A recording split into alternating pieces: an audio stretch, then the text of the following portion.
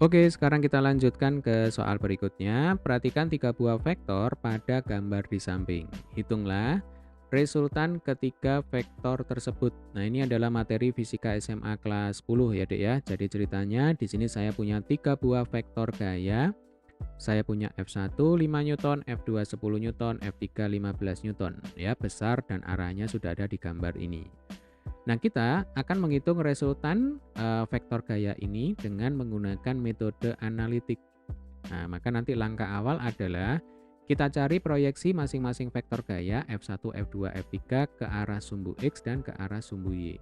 Ya, kita mulai dari F1 dulu. Di sini F1 sama dengan 5 Newton. Nah, maka nanti F1X-nya kita hitung, kemudian F1Y-nya juga kita hitung ya. Demikian juga dengan F2 dan F3 ya. Jadi F2-nya sama dengan 10 Newton. Ini kita siapkan dulu saja supaya enak ya, Dek ya.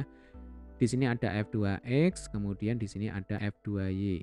Lalu saya punya F3 sama dengan berapa? 15 Newton ya. Nanti di sini ada F3X, kemudian yang di sebelah sini ada F3Y. Oke, sekarang kita kembali ke F1, 5 Newton. Kalau kita cek di gambar ini, F1 arahnya ke kanan. Ya kan? Dia berimpit dengan sumbu X positif. Maka F1X-nya logikanya akan sama dengan dirinya sendiri. Ya, jadi F1X sama dengan plus 5 Newton. Sementara F1Y-nya jelas ini sama dengan 0. Ya, sampai sini bisa dipahami ya. Sekarang kita bergeser ke F2. Coba kita amati. F2 10 Newton membentuk sudut 37 derajat terhadap sumbu X negatif. Nah, maka nanti kalau F2 ini kita proyeksikan, kita cari komponennya terhadap sumbu X. Nanti kalau kita gambarkan, berarti F2X dia akan berimpit dengan sumbu X negatif. Sementara F2Y-nya ya akan berimpit dengan sumbu Y positif. Ya, masih ingat rumusnya? F2X rumusnya adalah F2 cos theta. Dia berada di samping sudut, cos sami, ya kan? Cos sama dengan samping dibagi dengan miring. Nah, maka kalau kita mencari F2X berarti ini kan samping, ya kan? Maka rumusnya adalah F2X sama dengan F2 cos theta. Nah, ini harus diingat-ingat. Saya tulis ini ya.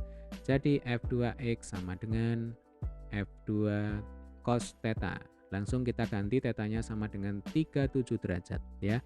Lalu karena F2X ini berada pada sumbu X negatif, maka nanti tandanya adalah negatif. Oke, kita masukkan angkanya ya. Berarti min F2-nya 10, kemudian cos 37 itu sama dengan 0,8. Ya kan? Min 10 kali 0,8 sama dengan min 8 Newton. Kita pindah ke sini ya. Ini min 8 Newton. Sekarang kita akan menghitung F2Y yang ini ya. Kalau F2X rumusnya cos, maka logikanya nanti F2Y rumusnya adalah sin ya. Jadi F2Y sama dengan tandanya positif ya. F2 kali sin 37 derajat. Langsung kita masukkan angkanya. F2-nya sama dengan 10, sin 37 sama dengan 0,6. Ya kan? 10 kali 0,6 sama dengan 6 Newton. Kita tulis di sini 6 Newton ya. Caranya sama untuk F3.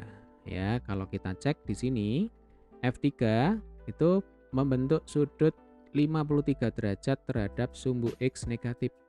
Ya kan?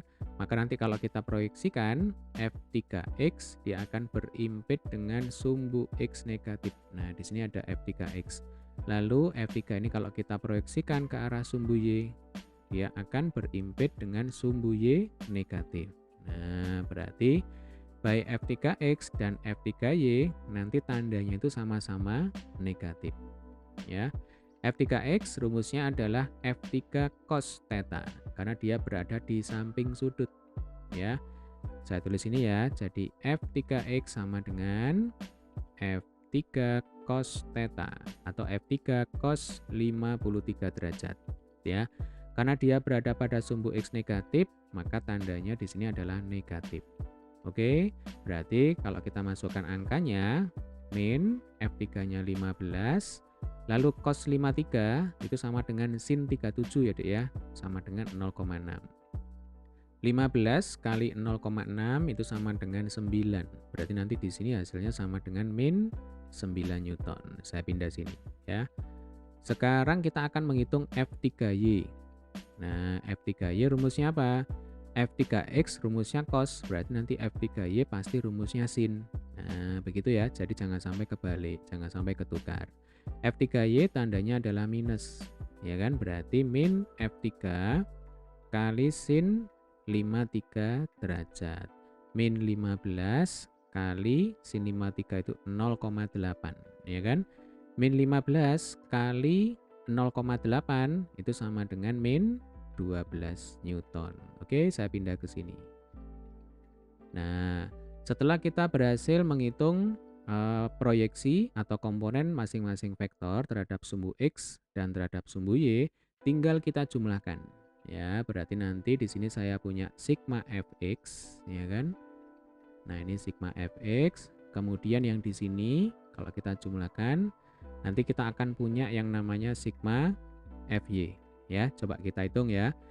Min 8 ditambah min 9, yang negatif dulu yang kita hitung, ini min 17. Min 17 ditambah 5 sama dengan min 12 Newton, ya. Kemudian untuk sigma Fy, ini min 12 ditambah 6, itu sama dengan min 6 Newton. Nah, kalau sudah seperti ini, untuk menghitung resultan, kita bisa menggunakan Pythagoras, ya Dek ya. Jadi R sama dengan sigma Fx kuadrat ditambah sigma Fy kuadrat. Nah, tinggal kita masukkan saja. Yuk kita masukkan sama-sama ya. Sigma Fx min 12. Kalau dikuadratkan jadinya sama dengan 144 ya, negatifnya hilang. Sigma Fy min 6. Kalau dikuadratkan sama dengan 36. Minusnya juga hilang, ya kan? 144 ditambah 36 itu sama dengan 180. Nah, ini kalau kita sederhanakan ya. 180 itu kan sama dengan berapa? 36 kali 5 ya. Jadi akar 180 sama dengan akar 36 kali 5. Berarti 36-nya bisa kita keluarkan dari dalam akar. Ya, ini sama dengan 6 akar 5 Newton. Nah, ini adalah penyelesaian untuk soal kita kali ini ya. Jadi jika ditanya hitung resultan ketika vektor gaya tersebut, jawabannya adalah 6 akar 5 Newton. Baik, semoga video ini bermanfaat. Sampai ketemu di video pembahasan soal selanjutnya.